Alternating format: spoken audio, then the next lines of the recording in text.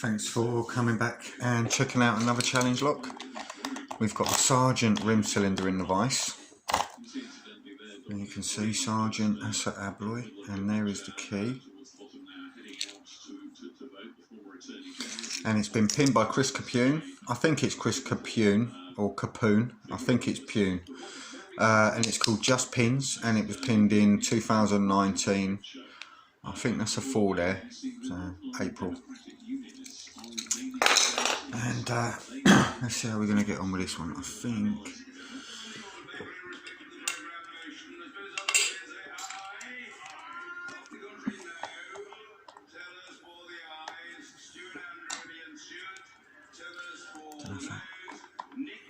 might be alright.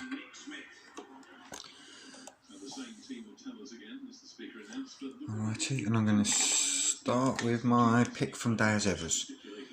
I don't think this has had a run out in a little while. Absolutely stunning pick. Look at that. Look at the blue, man. Love it. And so they're saying, look, they're abstaining on this programme motion. I imagine they also abstained, or possibly actively voted against the second reading earlier on. So will this be enough to tip the balance this time? We will see another while there. They're moving, so possibly. Maybe they're going out for a cup of tea. getting great feedback off this lock though. Necessarily suggested of voting. In the meantime, we've been tweeted with a question, and incidentally, if you do have any questions, we can try to answer them if you're quick. If you tweet us at BBC Parliament. If one side of the benches fills up quicker during a vote, does that mean it took less time for them to proceed through the lobby, and therefore there were fewer people in their lobby voting aye or nay? Potentially it might do. There's lots of other reasons why the one side just may not fill up as quickly as the other. There may have been some kind of technical hitch with the iPads in the voting lobbies. There may be crowds of people behind the in the lobbies and in the sort of the back of the chamber in the front where they're gathering and sort of speaking. It may be that somebody's just trying to lobby ministers. One of the advantages of this form of voting for MPs is that they get the opportunity to see the ministers at these voting I can feel there's a few there that are set because as I'm running my pick across. Different speeds. It could also be that there's somebody in the lobby, I don't know, who's perhaps sick or disabled, and use the queues just for a different length and taking a little bit longer. Anything can happen. It's recorded that once a couple of MPs who wanted to slow things down took a load of old hand signs off the library shelves that extend through some of the lobbies and built a fort out of them while they played. So all sorts of games can go on, although I don't think tonight, with the entire House wanting to vote, that's the kind of jollity that will be taking place. It seems to be proceeding a little bit slower, though. Yeah, so when the pins are set, the driver pin will be set to the shear line, and the key pin will just be flopping about, so you can tell that them ones are nicely done. So really I'm just looking for ones that are not.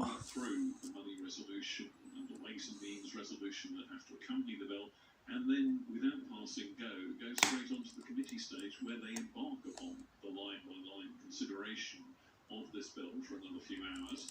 And then they have an absolutely swinging timetable tomorrow, which sets aside 10 solid hours of detailed committee stage debate on the bill, followed up by what's called the report stage and the third reading stages of debate on Thursday, before the bill is then dispatched Nearly there now, I think. to the House of Lords. When do you think that the major action in terms of MPs attempting to change the content in ways the government might perhaps not like would take place? It's normally, I think, the report stage. Yeah, so you tend to get the sort of the amendments proposed at committee stage. They look at the changes that they want, but often the government. I think I must have overset something. Concessions are sometimes made. Sometimes the government will say, well, we don't want your amendment, but we'll come back and we'll draft one of our own. We'll get one of the legal draftsmen to do it. There'll be sort of tactical consideration of what has in terms of what it's prepared to concede on the bill. But of course, on this very, very tight timescale, there is not going to be the kind of time that not just members, but the whips and the bill team have to consider those tactical considerations. This is where I'm going to date myself quite badly, I fear. It's a bit like trying to dance a minuet at a disco. But there will be considerable difficulty in trying to be too clever and too elaborate when the clock is ticking. So MPs who want to change the bill in ways the government might not like, a customs union is one suggestion, writing in very detailed prescriptive terms about how long the transitional period should last. Possibly I think we're nearly there. Referendum. People say that the numbers probably aren't there for that one at the moment in the House of Commons chamber. All those kind of things are being suggested.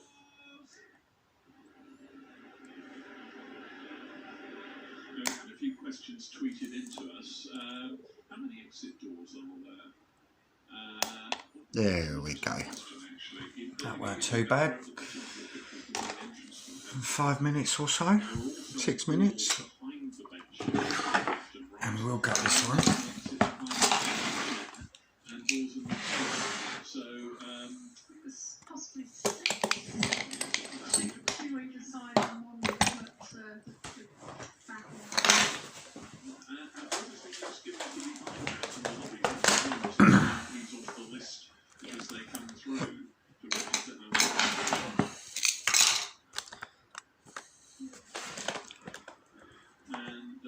Someone else asks if this programme motion does indeed fall, the government intends to withdraw or suspend the bill and table a motion for a general election under the fixed term parliament. You've got the key, so that is fully unlocked.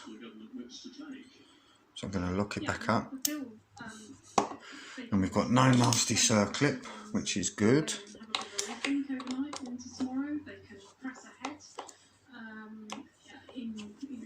Without the programme motion, without time allocated, which is making it much harder to get the bill through. It would take a lot longer. They won't be able to get it through on the timetable that they're proposing. They could decide to suspend progress and try for we're back to where we were a couple of weeks ago. There isn't a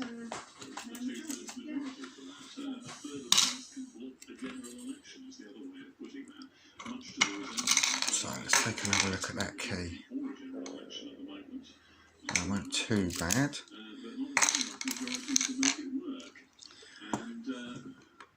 And let's try to avoid another gutting disaster. I don't want another steel pinning situation. Springs flying and shit. That shim's going in there lovely. There's tight tolerances in there. There we go. So that's all good.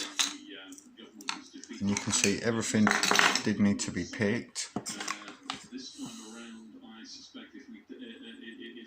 It doesn't look like there's anything done to the core there, but we'll see as we get going. Standard in 1 and 2. 3 is standard. 4 is standard. 5 and 6. And I would say... An ironic fact has just been pointed out to me that the ratio of MPs supporting the second reading of this... No, they're all, that's all smooth in there.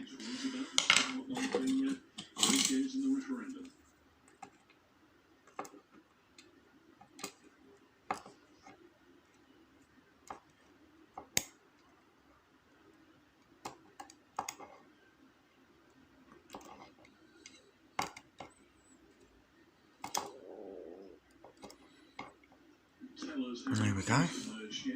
And yeah, bit of news. I'm moving house in the next 10 days or so. So please, I'm not sure if I've mentioned it in another video, but please, if you were planning to send me any surprise parcels or or stuff like that. Don't think that I don't appreciate it, but please don't surprise me in the next few weeks, because I'm going to be in between addresses. I will let everyone know when I'm in the new place, and I'll do a new video, and yeah, get back on the I can't wait to have like a proper area to pick. It's going to be really good. I see. I'm going to zoom out a bit while I get the innards out.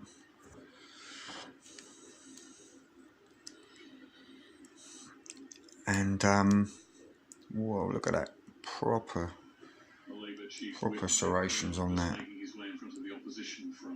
Really kind of a spool type pin.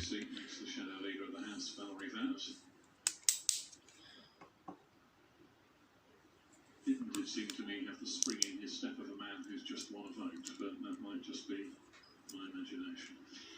Somebody has knelt down or crouched down in the government front bench and seems to be talking to the Prime Minister, possibly passing on some intelligence on the numbers. Or possibly just grabbing an opportunity to bend the Prime Minister's ear about something.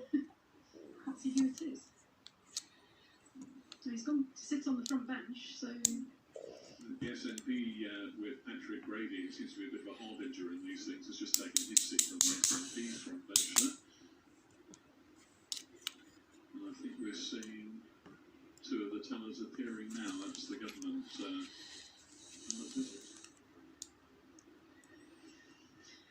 This looks like Nick Dakins. Standard in 6. Just standing in front of the table. So it's the label. And I think that's standard in 5. All the springs are the same. And now they tantalise us by standing randomly in front of the table without taking the positions that indicate who's won.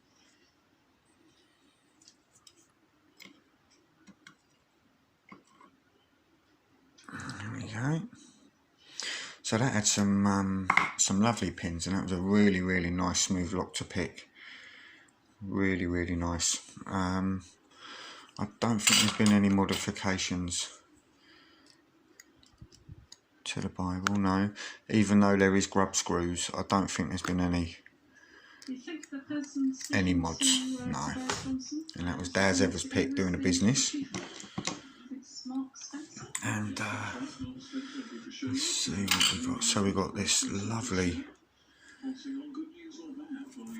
and I'll zoom in a bit. Lovely pin there. Serrations and spools. Then we've just got standard spool pins in 2. That one's more of a tapered spool rather than a standard spool, I would say. And another spool in 4, and then standard in 5 and 6. So yeah, that was a great lock, and yeah, a really, really nice challenge lock from Chris.